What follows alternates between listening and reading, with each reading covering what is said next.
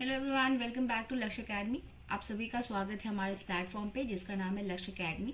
हम यहाँ पे आरपीएससी ग्रेड 1 टीचर्स की जो वैकेंसी है ना, फॉर इकोनॉमिक्स एंड कॉमर्स, उसकी प्रिपरेशन कर रहे हैं। जो प्रीवियस ईयर क्वेश्चंस हैं उसके बेसिस पे जितने भी पॉसिबल क्वेश्चंस हैं और प्रीवियस ईयर क्वेश्चंस दोनों को डिस्कस कर रहे हैं। जो भी स्टूडेंट फर्स्ट टाइम हमारे साथ हमारे इस प्लेटफॉर्म पे आए हैं वो डिस्क्रिप्शन बॉक्स में एक लिंक दिया गया है, उसके थ्रू हमसे कनेक्ट हो जाएंगे लक्ष्य एकेडमी के साथ, सो दैट क्लास के रिगार्डिंग जितनी भी इन्फॉर्मेशन है आपके एग्जाम के रिगार्डिंग है ना, या फिर पीडीएफ्स वगैरह है तो वो सारी चीजें आपको अवेलेबल होती रहे ऑन टाइम। साथ ही साथ अगर किसी को भी कॉमर्स एंड इकोनॉमिक्स का प्रिपरेशन करना है फॉर द पेपर 2, वो हमारे साथ ये कॉम्प्रिहेंसिव बैच परचेज कर सकते हैं, जिसमें पेपर 1 एंड टेस्ट सीरीज आपका फ्री ऑफ कॉस्ट है, फ्रीली आपको अवेलेबल है। यहाँ पे आपको मिलेगा क्या, live and recorded classes, PDF notes and MCQ test, doubt solution classes जो होंगे वो मिलेगा 1-to-1 बेसिस पे। ये सारी चीजें कवर्ड है आपके कॉम्प्रिहेंसिव बैच में। ओके, चलिए आइए हम आते हैं अपने सेशन पे, क्वेश्चन स्टार्ट करते हैं। देखिए सबसे पहला क्वेश्चन जो है आपके स्क्रीन पे वो है आपका पॉपुलेशन से, यानी कि सेंसस से, है ना, कि जो भी सेंसस होता है आपको, देखिए ये कहाँ से आया है क्वेश्चन, कौन सा एरिया है आपका, ये आपका स्टेट स्पेशल से है, यानी कि राजस्थान स्टेट स्पेशल से आपका ये क्वेश्चन है। इसके लिए देखिए हमने पहले भी डिस्कस किया है, जितने भी सेट्स हमने किए हैं ना, 15 क्वेश्चंस का हम सेट कर रहे हैं, उस लगभग हर सेट में हमें 1-2 क्वेश्चंस क्या है आपके स्टेट स्पेशल के मिल जा रहे हैं।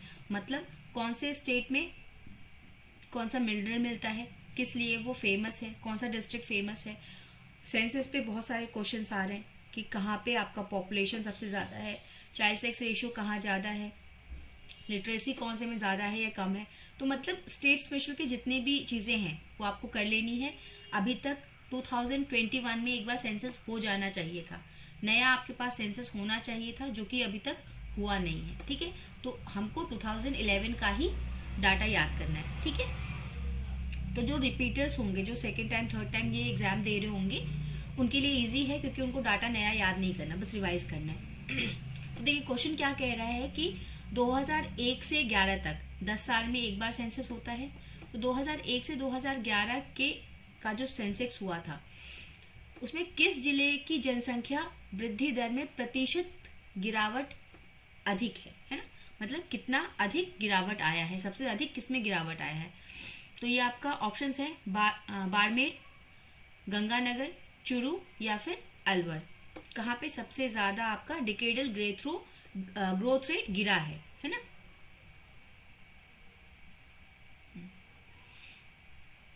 तो देखिए इसका आंसर क्या है आपका, बाड़मेर है। कितना परसेंट रहा यहाँ पे, 32.55। ओके, चलिए जिनका भी ऑप्शन ए है वो करेक्ट है। नेक्स्ट आप देखेंगे, नेक्स्ट क्वेश्चन हमसे कहता है कि आपका जो मोनोपोली है ना, एकाधिकार बाजार में संतुलन की दोहरी शर्तें क्या है। मतलब कि बाजार में मोनोपोलिस्टिक मार्केट है, हमारे पास मोनोपोली वाला मार्केट है, जहां पे ये भी हम डिस्कस कर चुके हैं अपने क्लासेस में, है ना, कि मोनोपोलिस्टिक मार्केट क्या होता है, मोनोपोली मार्केट क्या होता है, परफेक्ट कंपटीशन क्या होता है, ये सारा हमने किया। MRMC क्या होता है, जिन स्टूडेंट ने नहीं देखा है प्रीवियस क्लासेस में देख लेंगे।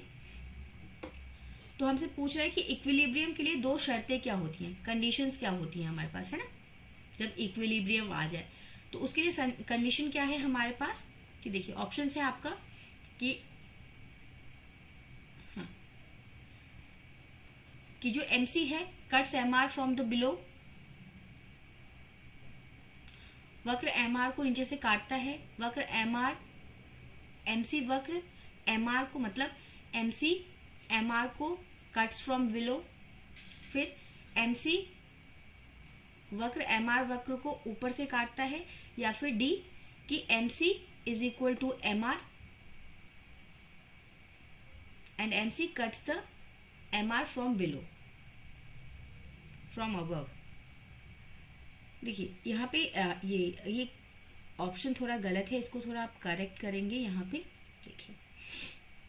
देखिए अबव वाला कोई भी ऑप्शन आपका सही नहीं हो सकता, कंफ्यूजन होगा तो यहाँ पे वो भी नहीं होना चाहिए। अगर आपने प्रीवियस क्लासेस देखी है तो देखिए ये संतुलन मोनोपोली मार्केट में संतुलन कब आ जाता है, जब आपका मार्जिनल कॉस्ट यानी कि MC। मार्जिनल कॉस्ट किसके बराबर हो जाए, MR के बराबर हो जाए, and MC cuts the MR curve, है ना।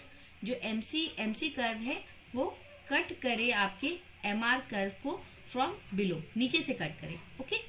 तब क्या है, आपका मार्केट में संतुलन आ जाता है। तो जिन्होंने भी ऑप्शन ए दिया है, वैसे थोड़ी गड़बड़ी थी, जिन्होंने भी ऑप्शन ए दिया है वो करेक्ट है। नेक्स्ट क्वेश्चन है आपके पास कि इनमें से कौन सा शैक्षणिक मनोविज्ञान का केंद्र बिंदु नहीं है।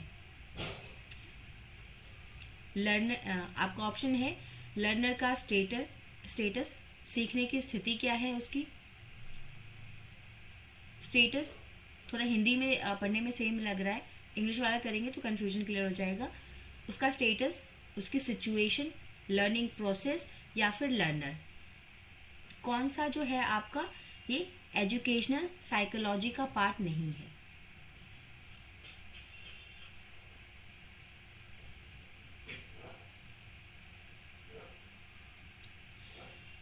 देखिए जिन लोगों ने भी सी ऑप्शन टिक किया है ना वो करेक्ट है, क्योंकि देखिए लर्निंग एक प्रोसेस है ना, तो लर्निंग प्रोसेस मनोविज्ञान का पार्ट नहीं है, ओके। प्रोसेस उसका पार्ट नहीं है, ठीक है। स्टेटस है आपका पार्ट, सिचुएशन है, और लर्नर तो जरूर से है, क्योंकि विदाउट लर्नर कोई एजुकेशनल साइकोलॉजी होगी ही नहीं, है ना। अगर स्टूडेंट नहीं है तो आप किसकी एजुकेशनल साइकोलॉजी को पढ़ोगे, ओके। तो आपका learning process is the correct answer. Next करेंगे,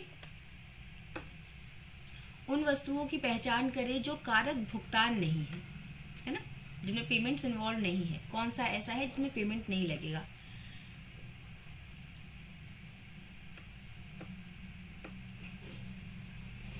free uniform to defence personnels, salaries to the members of parliament, imputed rent of an owner occupied building, या फिर आपका scholarship given to the students. कौन सा कारक भुगतान नहीं है। जो भी लोग आंसर डी दे रहे ना सॉरी वो करेक्ट है, scholarship given to the students, ठीक है। ये आपका कारक भुगतान नहीं है। Next, types of money. देखिए इसके भी क्वेश्चन आपके रिपीट हो रहे हैं कि टाइप्स ऑफ मनी में आपका क्या आता है, कौन कौन सी चीजें आ जाती हैं। M1, M2, M3, M4 हमने डिस्कस किया था, है ना। तो आपको बताना है कि कौन सा जो है आपका M2 में क्या क्या चीजें आती हैं।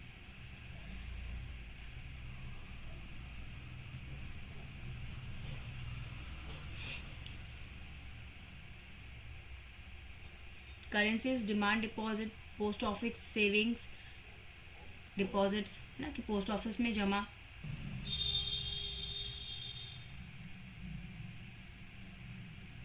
बताइएगा ABCD कौन सा ऑप्शन है आपका। देखिए M2 जो है ना जो M2 है आपका वो क्या है, उसका कॉन्सेप्ट जो है वो ब्रॉडर है देन M1, है ना। मतलब M1 में जितनी चीजें इंक्लूडेड होंगी उससे ज्यादा चीजें आपकी M2 में इंक्लूड होंगी। सॉरी, तो आपका क्या है, option A is correct. Currencies, demand deposit, post office savings deposit, सारी चीजें आपकी M2 में आ जाती हैं। नेक्स्ट क्वेश्चन देखेंगे।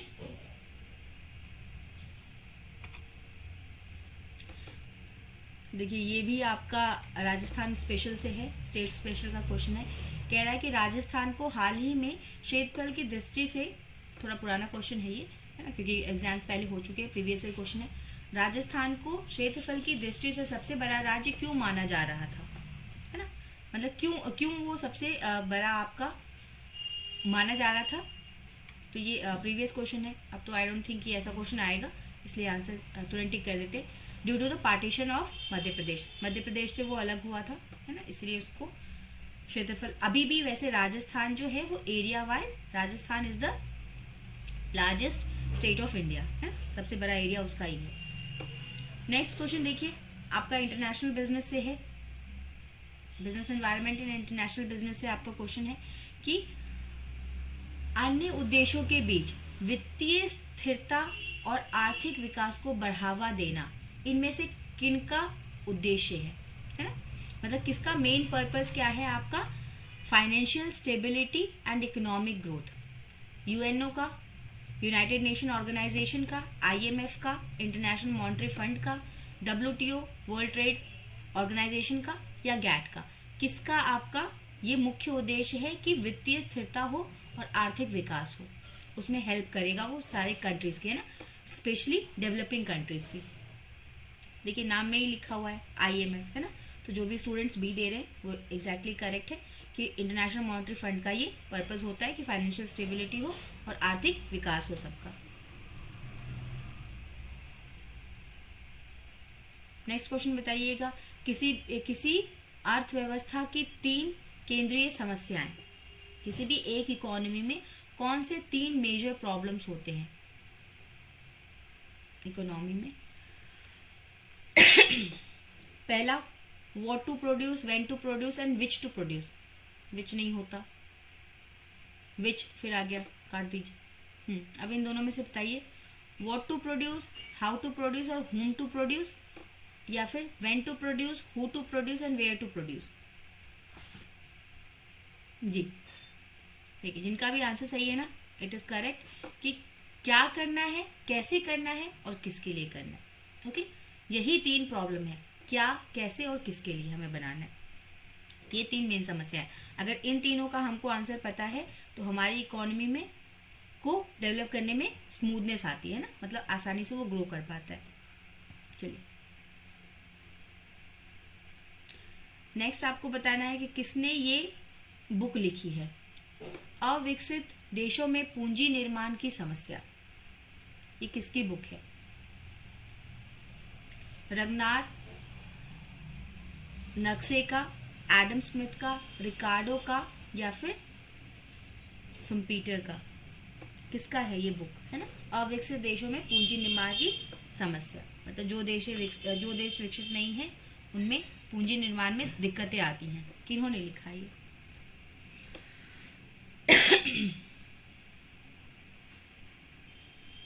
ABCD।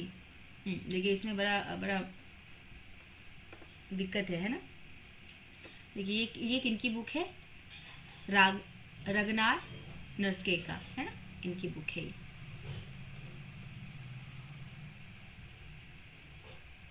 निम्नलिखित क्वेश्चन नंबर 10, निम्नलिखित में से कौन सा सिस्टम दृष्टिकोण का हिस्सा नहीं है?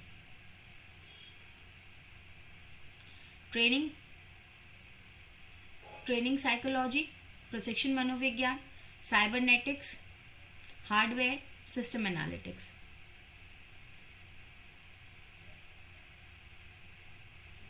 सिस्टम दृष्टिकोण का हिस्सा नहीं है। देखिए ट्रेनिंग साइकोलॉजी आपका है, साइबरनेट तो डेफिनेटली है, साइबरनेटिक्स एंड सिस्टम एनालिसिस भी है। इसमें से कौन सा आपका हिस्सा नहीं है? हार्डवेयर आपका हिस्सा नहीं है। It is the correct answer, है ना। नेक्स्ट देखेंगे क्वेश्चन नंबर 11, आराम से पढ़ लीजिए। One factor of input is increased by equal increment, the quantity of other factor input remaining the same। मतलब जो फैक्टर ऑफ प्रोडक्शंस की बात कर रहा है, फैक्टर ऑफ प्रोडक्शन, जो फैक्टर ऑफ प्रोडक्शंस हैं उसमें से हम किसी एक फैक्टर को इंक्रीज करते हैं बाय इक्वल इंक्रीमेंट्स, और बाकी जितने भी इनपुट्स हैं उनको हम फिक्स कर देते हैं ना, उनको हम छेड़छाड़ नहीं करते, सिर्फ एक फैक्टर को बढ़ाएंगे। Then the resulting increment in the total production, तो जो हमारा रिजल्ट आएगा will first increases but decreases after a period of time. तो क्या होगा कि थोड़ी देर तक तो वो इंक्रीज करेगा अगर हम बढ़ा रहे एक इनपुट को और बाकी सारे इनपुट्स को रोक देते हैं। फैक्टर ऑफ प्रोडक्शन क्या क्या होती है आपका? लैंड, लेबर, है ना, ये सारी चीजें जो है, लैंड, लेबर, कैपिटल, ये सारा आपका फैक्टर्स ऑफ प्रोडक्शन है। तो अगर हम बाकी सारी चीजों को स्थिर करके सिर्फ अगर लेबर बढ़ा दें, है ना, तो थोड़ी देर तक तो वो इंक्रीज करेगा, बट उसके बाद क्या है, वो डिक्रीज करना स्टार्ट हो जाएगा। तो ये कौन हमको बताता है? Returns to scale, constant return to scale, या फिर लॉ ऑफ वेरिएबल प्रोपोर्शन, या increasing returns to scale.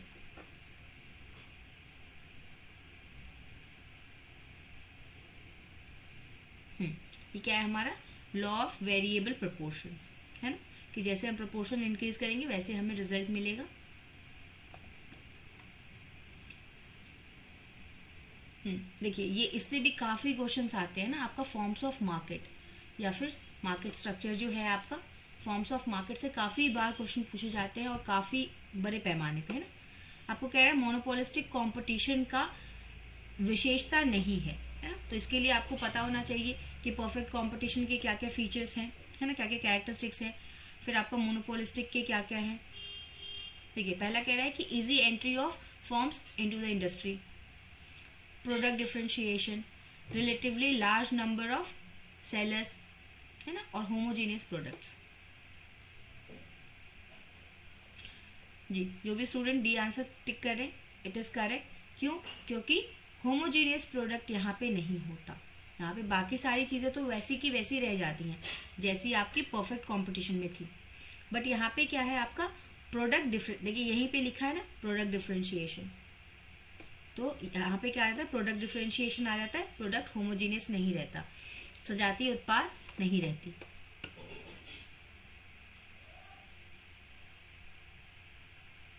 Next is your question number 13, कह रहा है दीर्घ काल में प्रतिस्पर्धी फर्म के पास संसाधनों का इष्टतम आवंटन होता है कब, यानी कि ऑप्टिमम एलोकेशन ऑफ रिसोर्सेज होता है, जिसका क्या मतलब है बताइएगा।